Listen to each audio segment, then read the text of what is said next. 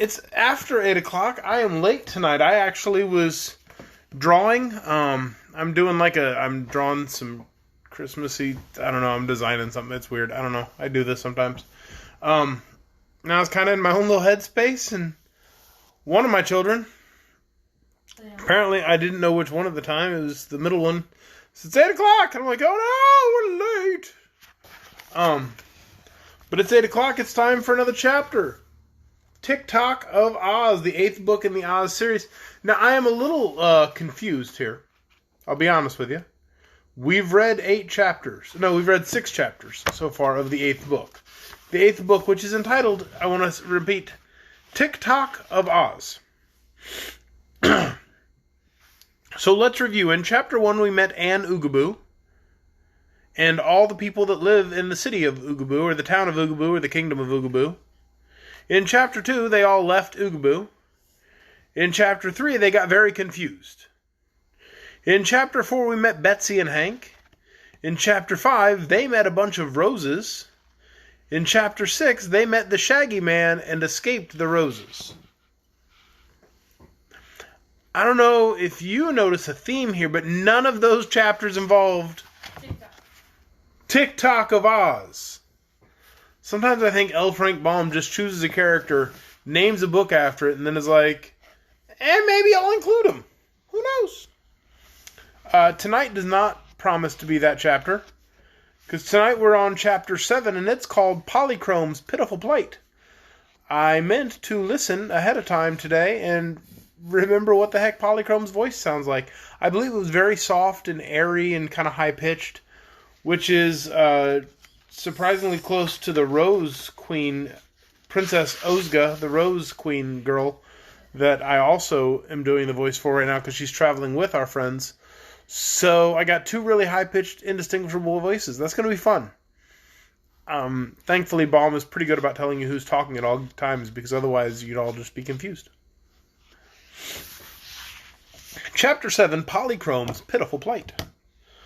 The Rain King got too much water in his basin and spilled some over the brim. That made it rain in a certain part of the country, a real hard shower for a time, and sent the rainbow scampering to the place to show the gorgeous colors of his glorious bow as soon as the mist of rain had passed and the sky was clear. The coming of a rainbow is always a joyous event to earthfolk, yet few have ever seen it close by. Usually the rainbow is so far distant that you can observe its splendid hues but dimly, and that is why we seldom catch sight of the dancing daughter of the rainbow. In the barren country where the rain had just fallen, there appeared to be no human beings at all, but the rainbow appeared just the same, and dancing gaily upon its arch were the rainbow's daughters, led by the fairy-like Polychrome, who is so dainty and beautiful that no girl has ever quite equaled her in loveliness. Polychrome was in a merry mood, and danced down the arch of the bow to the ground, daring her sisters to follow her, laughing and gleeful.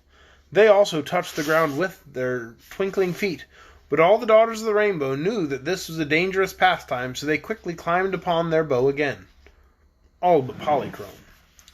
Though the sweetest and merriest of them all, she was likewise the most reckless. Moreover, it was an unusual sensation to pat the cold, damp earth with her rosy toes. Before she realized it, the bow had lifted and disappeared in the billowy blue sky.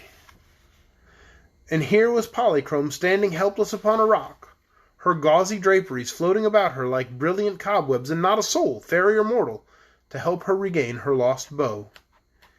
"Dear me," she exclaimed, a frown passing across her pretty face. "I'm caught again. This is the second time my carelessness has left me on earth, while my sisters returned to our sky palaces. The first time I enjoyed some pleasant adventures, but this is a lonely, forsaken country, and I shall be very unhappy till my rainbow comes again and I can climb aboard. Let me think what is best to be done." She crouched low upon the flat rock, drew her draperies about her, and bowed her head. It was in this position that Betsy Bobbin spied Polychrome as she came along the stony path, followed by Hank, the princess, and Shaggy. At once the girl ran up to the radiant daughter of the rainbow and exclaimed, "Oh, what lovely, lovely creature!" Polychrome raised her golden head. There were tears in her blue eyes. "I'm the most miserable girl in the whole world," she sobbed. The others gathered around her.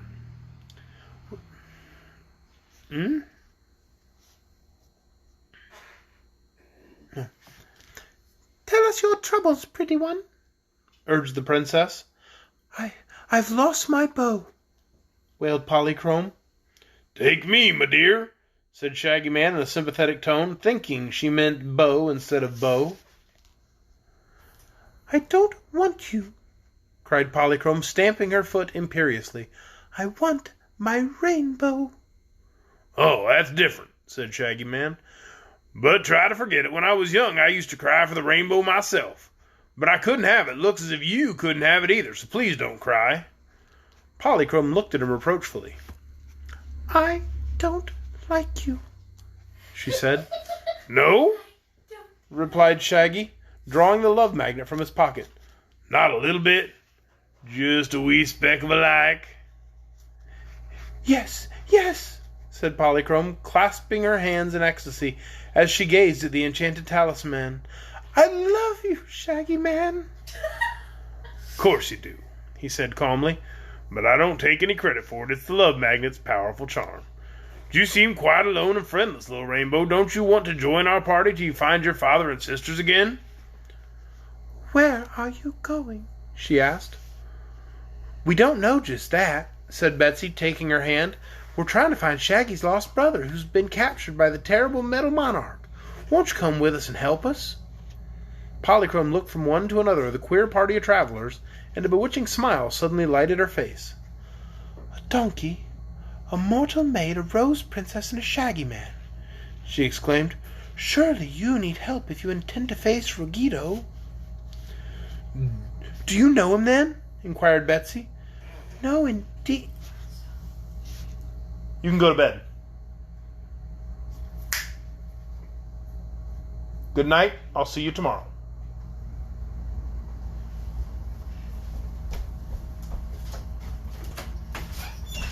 Love you. Good night. Sometimes I gotta be a dad.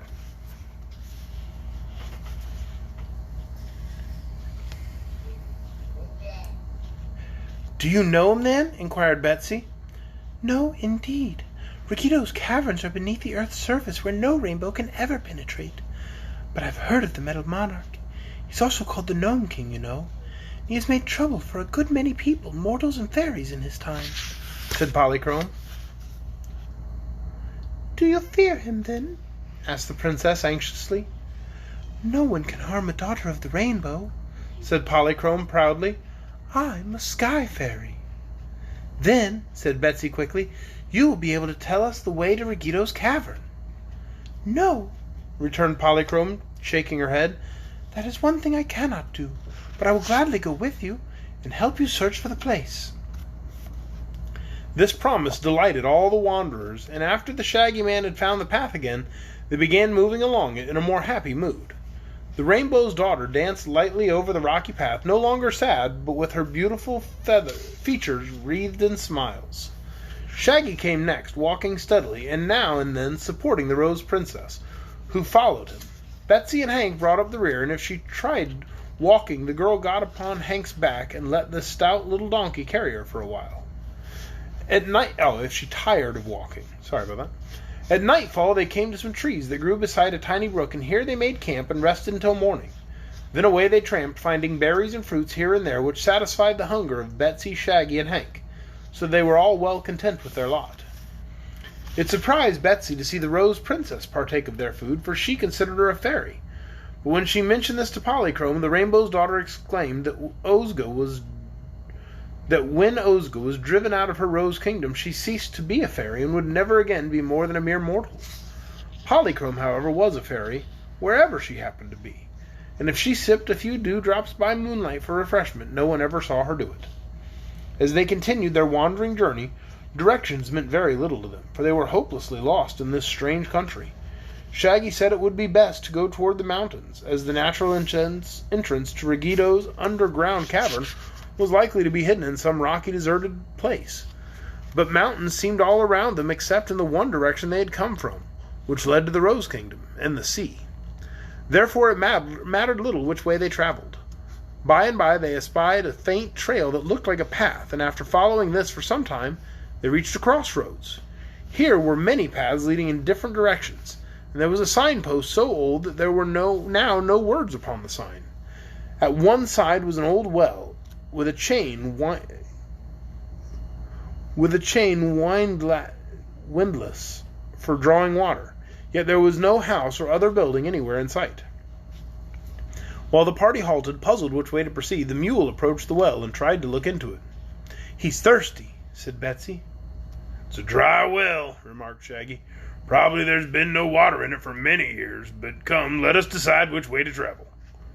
No one seemed able to decide that. They sat down in a group and tried to consider which road might be the best to take. Hank, however, could not keep away from the well, and finally he reared up on his hind legs, got his head over the edge, and uttered a loud "Hee-haw!"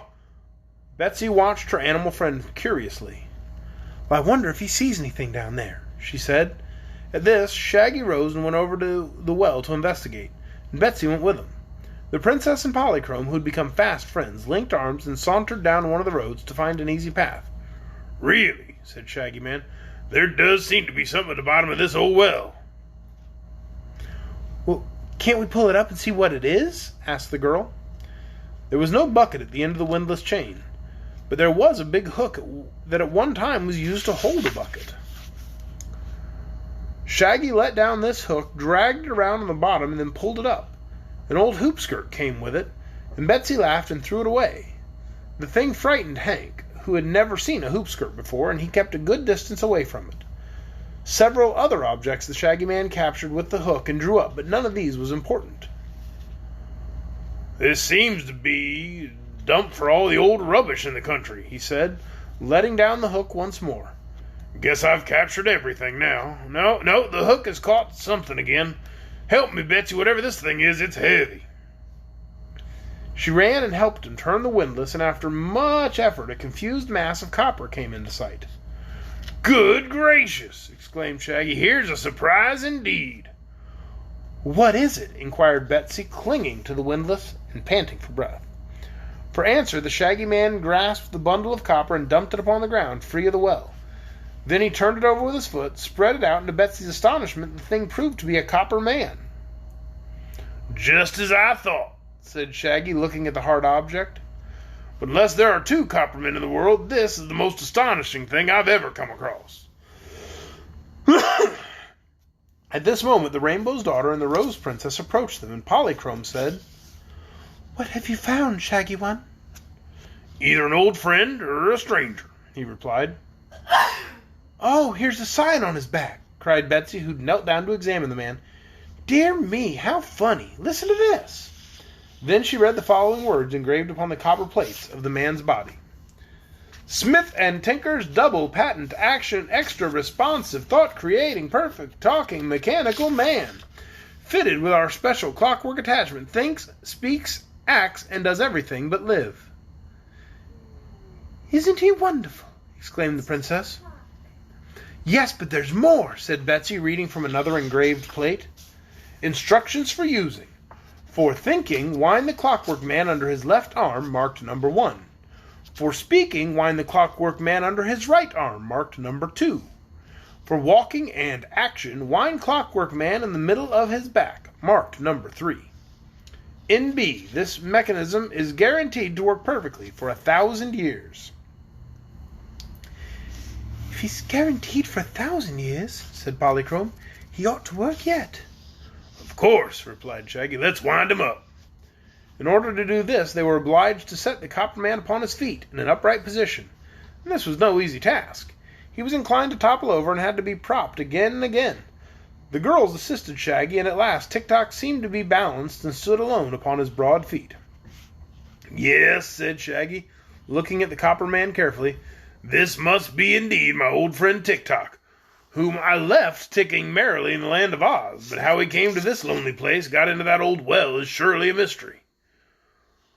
"Well, if we wind him, perhaps he'll tell us," suggested Betsy. "Here's the key hanging to a hook on his back. What part of him shall I wind up first?" "His thoughts, of course," said Polychrome, "for it requires thought to speak or move intelligently." So Betsy wound him under his left arm, and at once little flashes of light began to show in the top of his head, which was proof that he had begun to think. Now then, said Shaggy, wind up his phonograph. Well, what's that? She asked. Why, his talking machine. His thoughts may be interesting, but they don't tell us anything. So Betsy wound the copper man under his right arm, and then from the interior of the copper body came in jerky tones the words, Many thanks. Hurrah! Cried Shaggy joyfully, and he slapped Tik-Tok upon the back in such a hearty manner that the copper man lost his balance and tumbled to the ground in a heap. But the clockwork that enabled him to speak had been wound up, and he kept saying, Pick me up, pick me up, pick me up, until they had again raised him and balanced him upon his feet, when he added politely, Many thanks. He won't be self-supporting until we wind up his action, remarked Shaggy, so Betsy wound it tight as she could, for the key turned rather hard, and then Tik-Tok lifted his feet, marched in a circle, and ended by stopping before the group and making them all a low bow. How in the world do you happen to be in that well when I left you safe in Oz? Inquired Shaggy. It is a long story, replied Tik-Tok, but I'll tell it in a few words. After you had gone in search of your brother, Ozma saw you wandering in strange lands whenever she looked in her magic picture, but she also saw your brother in the Gnome King's cavern, so she sent me to tell you where to find your brother and told me to help you if I could. The sorceress Glinda the Good transported me to this place in the wink of an eye, but here I met the Gnome King himself, old Ruggedo, who is called in these parts the Metal Monarch. Ruggedo knew what I had come for, and he was so angry that he threw me down the well. After my works ran down, I was helpless until you came along and pulled me out again. Many thanks. Well, this is indeed good news, said Shaggy. I suspected my brother was prisoner of Ruggedo, but now I know it. Tell us, Tik-Tok, how shall we get to the Gnome King's underground cavern? The best way is to walk, said Tik-Tok. We might crawl or jump or roll over and over until we get there, but the best way is to walk. I know, but which road shall we take? My machinery isn't made to tell that, replied Tik-Tok. Well, there is more than one entrance to the underground caverns, said Polychrome, but old Ruggedo has cleverly concealed every opening, so earth-dwellers may not intrude in his domain. If we find our way underground at all, it will be by chance. Then, said Betsy, let's select any road haphazard and just see where it leads us. That seems sensible, declared the princess. It may require a lot of time for us to find Ruggedo, but we have more time than anything else. If you keep me wound up, said Tik-Tok, I will last 1,000 years. Well, only question to decide which way to go, added Shaggy, looking first at one road and then at another. But while they stood hesitating, a peculiar sound reached their ears, a sound like the tramping of many feet. What's coming? Cried Betsy. Then she ran to the left-hand road and glanced along the path. Why, it's an army, she exclaimed. What shall we do, hide or run? Stand still, commanded Shaggy. Not afraid of the army. They prove to be friendly. They can help us. If they're enemies, I'll show them the love magnet. Oh, and that is the end of Chapter 7. Polychrome's Pitiful Plight. So we did finally meet Tik-Tok after I just spent the first 5 minutes of this video complaining we haven't met Tik-Tok. So, I guess that shows me that I should shut my mouth and just read the book, huh? Hey, everybody, 8 o'clock right here again tomorrow night. We're going to read Chapter 8. Chapter 8, I just shut the book, so I didn't read the title of Chapter 8 yet. Chapter 8. Tomorrow night it's T words. Chapter 8, Tik-Tok tackles a tough task. I do hope you join us then. Probably not live. I think I'm supposed to be at church for rehearsal tomorrow night. So we'll probably record it early. But 8 o'clock tomorrow night, right here on Facebook, I'll post Chapter 8. Good night, everyone.